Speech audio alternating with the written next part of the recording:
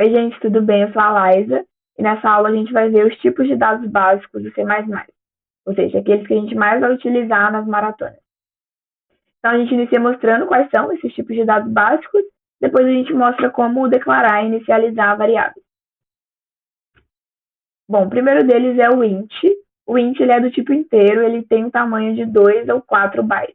O intervalo de valores que a gente vai poder utilizar o int varia nessa faixa, que está presente aqui nos slides. E o int ele vai guardar números inteiros. Pulando para o long, assim como o int, ele também vai guardar números inteiros e também vai ser do tipo inteiro. A diferença dele é que ele vai guardar valores com uma faixa com intervalo maior e o tamanho dele é de 8 bytes, em vez de 4. O bool, ele é do tipo lógico, booleano. Ele tem um tamanho de 1 byte e ele vai guardar valores do tipo true ou false. Já o char, ele é do tipo caractere e também tem um tamanho de 1 byte e vai guardar um único caractere, letra, número ou valores ASCII.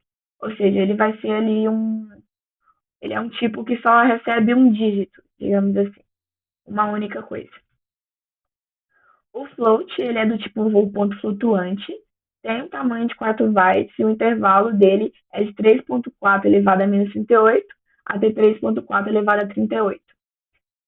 O float ele vai guardar números fracionários, ou seja, que tem ponto e vírgula, e ele vai suportar até 7 casas decimais. Já o double, ele também é do tipo ponto flutuante, vai ter um tamanho de 8 bytes e o intervalo dele vai ser maior do que o float. Então, o intervalo dele varia de 1.7 elevado a menos 308 até 1.7 elevado a 308.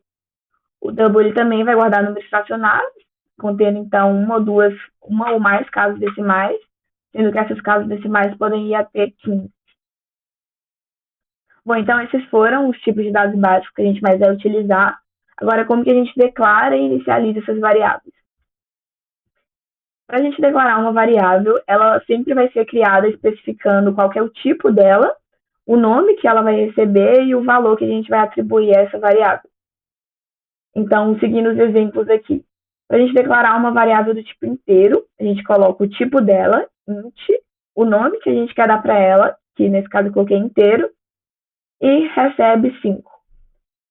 O double racional vai receber 5.99, um tanto de coisa. Lembrando que o double ele pode ter 15 números aqui depois do nosso ponto, depois da nossa vírgula. Char, letra única, vai receber aqui a letra D, porque o char ele só pode receber uma única coisa.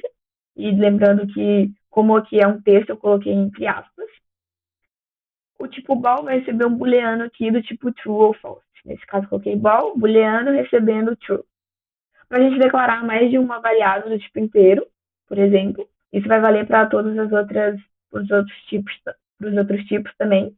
Então, int n1, n2, declarei aqui que n1 e n2 são do tipo inteiro, e aqui embaixo eu vou colocar um valor para elas, eu vou atribuir um valor a n1 e a n2. Então, n1 recebe 9, n2 recebe 5.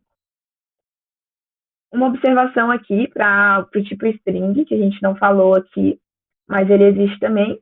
O tipo string ele vai receber um texto, e nesse caso coloquei string, texto recebe o texto hello, que também tem que estar entre aspas, por ser um texto. E só um adendo aqui para a gente utilizar esse tipo, que não é um tipo básico, a gente precisa incluir a biblioteca string.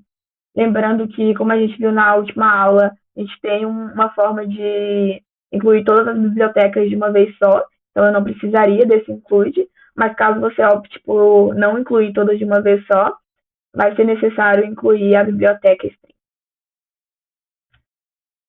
Bom, então, muito obrigada para quem viu até aqui. Essa aula ela foi bem curtinha mesmo, porque era só para a gente conhecer quais os tipos de variáveis que a gente pode utilizar. Muito obrigada e caso tenha alguma dúvida, entre em contato com a gente pelas redes sociais do PET.